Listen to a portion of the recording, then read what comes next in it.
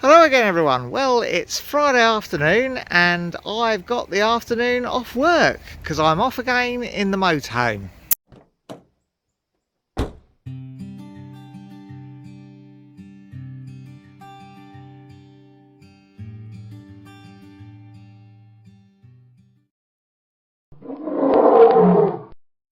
Well, I'm off to Matlock because it's the Peak District Mine Society AGM on Saturday.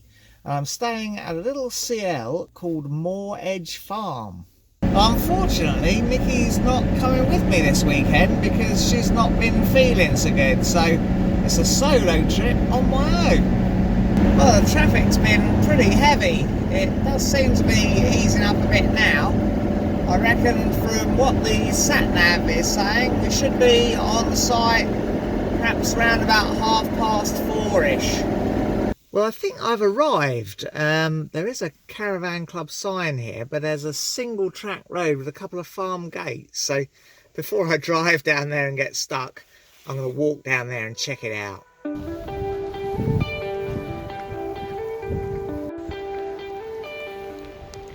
Ah, of course this is it. Look, you don't come down this single track at all. I'm glad I didn't. Going through that gateway over there. Well, here I am pitched up. It's a pretty exposed site. Right, let's get the kettle on, eh? Oh, well, I've got me tea and you can see I've also got the bike battery on charge for tomorrow. The plan is to cycle from here down into Matlock, Bath to the Mining Museum for the meeting. And I've also got me little GoPro thing on charge. It's not a real GoPro, it's a Chinese copy thing, but it seems okay. And I've also got me power pack thing on charge as well, so we're nicely set up with everything charging. Now, I wasn't going to bother with putting the stays down because it's just me, but we're being buffeted around quite a lot by the wind, so I think I might do that, but I'm going to drink my tea first. Oh, I was just drinking my tea and I put my foot down. You can see the carpet's got a bit damp here. So I've opened up the locker and removed the insulation from the water heater. And you can see there is some water weeping out here. I'm not entirely sure where it's coming from. Well, I think I've found it. It's fortunately not the water heater. Look, it's this Y joint. I think you can probably see the occasional drip coming out there. So I wonder if I can just nip that up a little bit. Right, well, I've got a couple of turns on that Jubilee clip, so hopefully that stopped the leak. I'm going to turn the pump back on and see if that water reappears. Well, that seems to have stopped the leak from that Y junction, but I'm a little bit suspicious that the water heater's leaking somewhere because that plywood base underneath it is damp. Well, wet, really.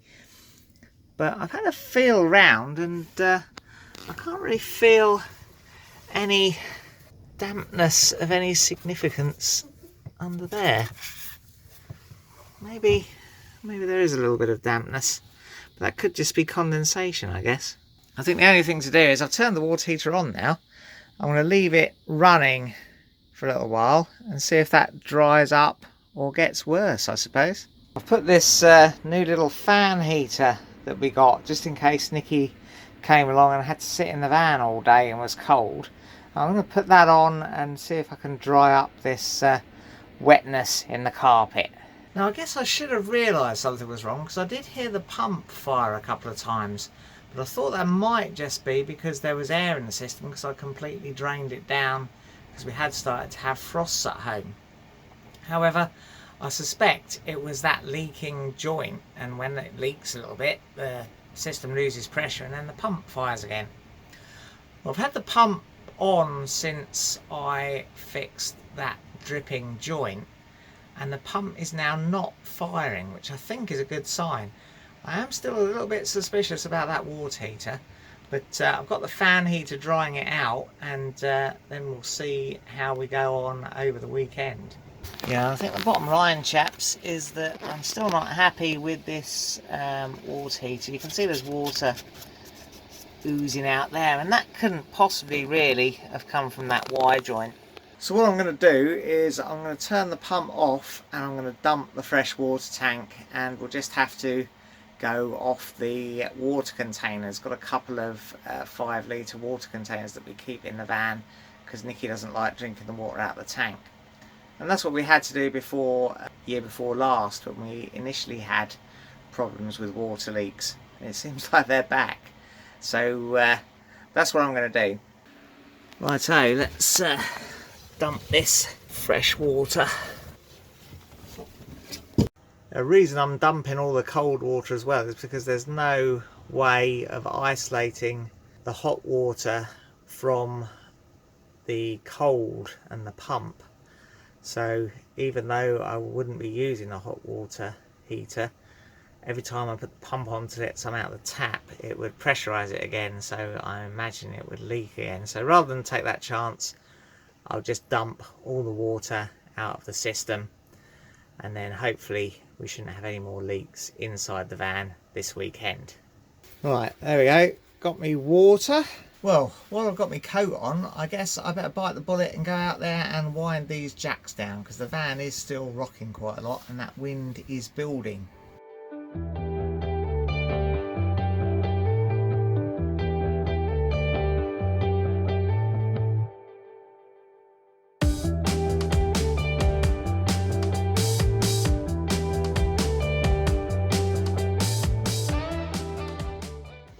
What a palaver, chaps. As you can probably hear, the wind and rain is getting a little bit worse now, and I think it's probably about time I had some dinner. And for dinner we've got a lovely haggis that I'm gonna boil up for a while that Nikki bought me the other day. Oh well, there we go, I've done myself some peas to go with it. Let's have a try.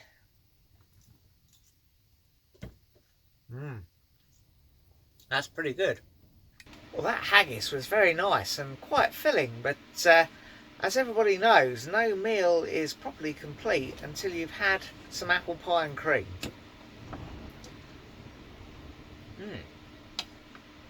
Well, it's getting late now, so I'm going to go over to the facilities block and call it a night, I think.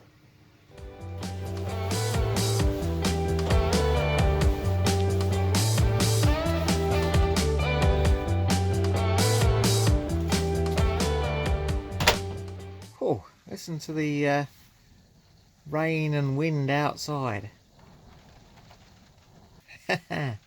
Wonder what the weather will be like tomorrow. Ah, well, morning everyone. I've got myself some tea, and the weather seems to have improved slightly. The wind has certainly died down and it stopped raining, but it's pretty misty and murky out there. Yeah, there's the view from my bedroom window. Look at that, look. Well, now it's a bit lighter, I can show you a bit more of the site, and yeah, I'm still the only one here, and it would be absolutely fantastic, I think, in nice weather with all the views that you can't currently see down there because of the mist. Views are pretty nice the other way as well. There's quite a few farms up here quite close together. And over there in the corner of the field is the facilities block where I'm heading now. Nice setup there, look, pretty much everything you need. Nice clean toilet. Very nice shower facilities too. Oh, that was a pretty nice shower. Feel better for that. Right, back to the van for some breakfast. Oh well, I didn't really pack much to have breakfast wise, didn't really think about that. But got some eggs, so having myself a boiled egg. And I think after eating that whole haggis last night, a boiled egg will suffice. That haggis was nice, but it was very filling. And the van does smell a bit of farts now. Right, well, I'm just boiling up some water so I can do the washing up, because obviously you can't use the water heater. My intention this morning is to cycle to Matlock along the canal towpath. It has been very wet here recently, so I'm hoping it's not flooded, but I've taken advice off various websites and I'm told that it should be passable on my road bike.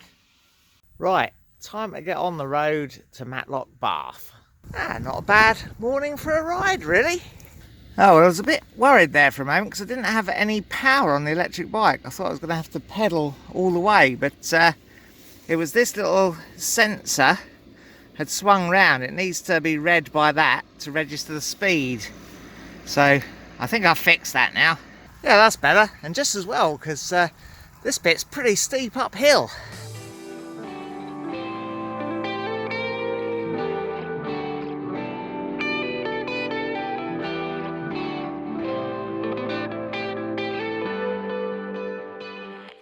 Well, look at that, look. What a beautiful view with the mist coming across the valley there. Lovely.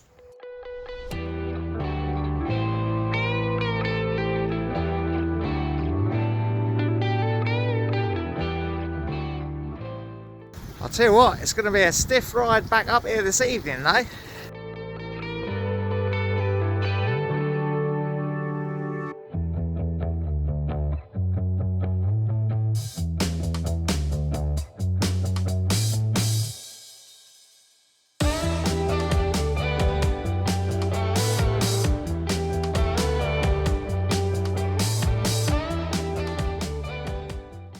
Well, that's our route down there along the canal towpath, I think.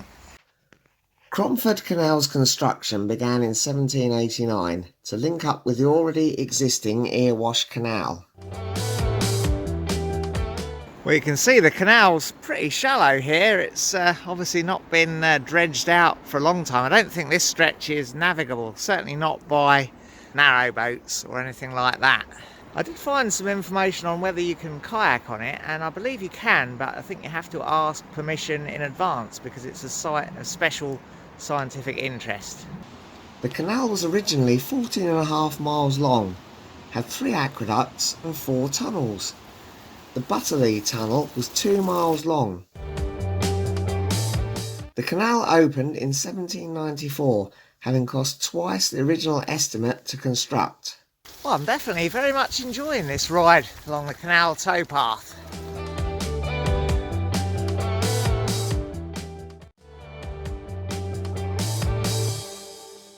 Oh, what's this? Look, a tunnel to ride through. For many years the canal was a great commercial success. Eventually, however, business was lost to the railways, and deepening of the lead mines around Cromford led to the source of the water for the canal being affected. Oh, excellent. I enjoyed that. Hello, swans. A series of collapses in the late 19th and early 20th century in the Butterley Tunnel brought about the end of the canal, which was formally abandoned in 1944.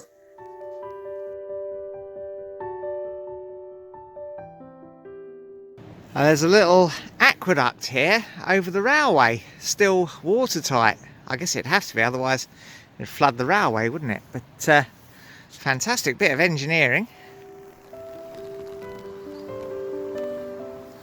Well, I'm guessing that's the old lockkeeper's house, maybe?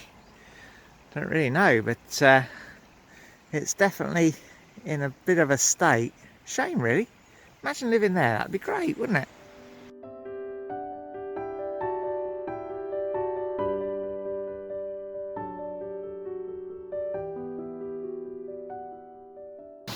A bit of an own goal here. This is High Peak Junction, I believe, and I want to be on the towpath on that side of the canal. So I'm going to have to backtrack over that little viaduct and cross over onto the bridge.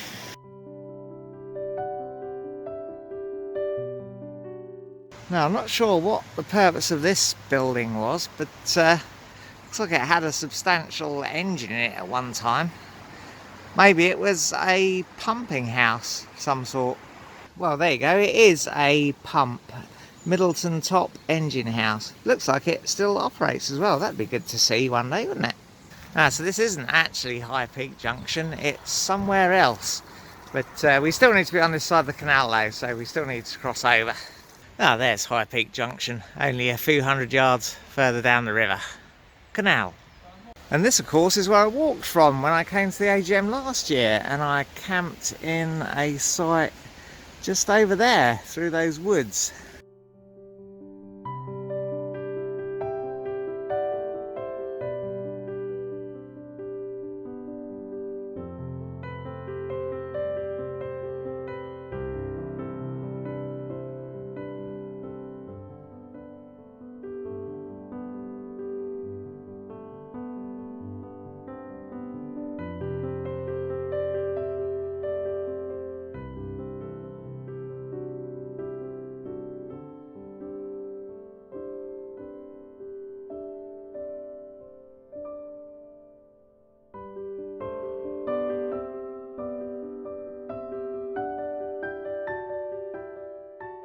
Well, there we go. We've arrived at the mining museum and I've secured the bike as best I can. I've got the D-lock on, I've put the cable lock onto the gutter there, and I've taken the battery off. So hopefully that will be okay while we're in the meeting, but it always is a bit of a worry with these e-bikes. Yeah, so there we go. There is the mining museum. Well worth a visit if you're in the area. Definitely pop in and spend some money having a look round the mining museum. Well, before the meeting starts, thought I'd pop down and have a look at the river, and it is quite high and flowing quite fast, but not flooded yet, which is good. Time for tea and a slice of cake at the excellent Pavilion Restoration Cafe. Oh, well, that was a very good meeting. The bike seems to have survived okay, so that's good, but it's going to be a dark ride back. Well, that meeting did go well, and as usual, the hot buffet was absolutely excellent, and the hot pudding too. Well, it's raining and it's pretty cold, so I've stopped under this cover at Cromford Wharf. I've just put my waterproof over trousers on, and I've got some gloves in the bike bag, so I think I'll wear them too. Here, who turned the lights out? And there was also a couple of very interesting after-dinner talks. Yeah, as predicted, this last stretch up through the village is pretty steep and tough on the way back.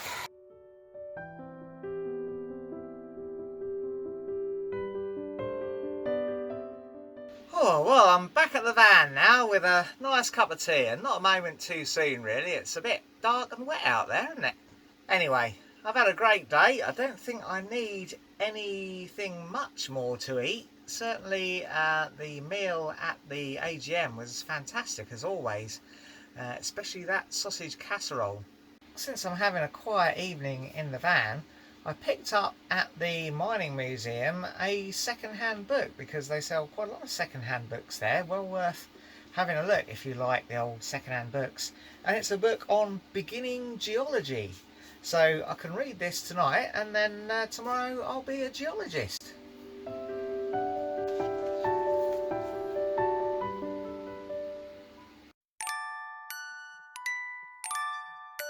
Oh, well, good morning chaps. I've had my shower. It's a little bit overcast and drizzly this morning. Let's go back to the van, have some breakfast and decide what to do today. Well, it's another boiled egg morning. The rain is coming down quite hard at the moment, but it is forecast to ease off fairly soon, so hopefully the weather will improve. It'd be a shame to come up to the Peak District and not do something, either go for a walk or perhaps go underground. I'm not feeling 100%. I've been coming down with a cold for the last week or so, so I'm not really planning to do anything too dramatic. But what I might do is go to a little mine level I know and just have a short trip underground before I head for home. But first, before we head anywhere, we've got to pack away the van.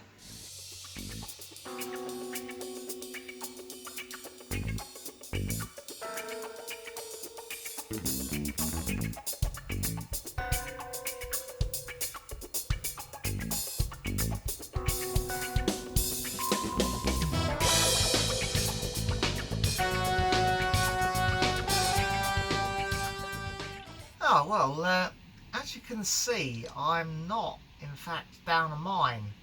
I am in Sainsbury's car park. I've been feeling increasingly unwell, I think, through the morning. I'm definitely coming down with this this cold that everyone's had. So I've come to Sainsbury's. I've got myself some medicine to try and stave it off a bit, but I'm not really feeling the idea of going underground at the moment. So I think I'm just going to have a leisurely ride home. So apologies for that, but we'll definitely get underground soon. Anyway, I'm going to end the video here and see you next time. Well, that's all for now. If you enjoyed it, press like. Subscribe if you want to see some more. And ring the bell to be notified when we upload something new.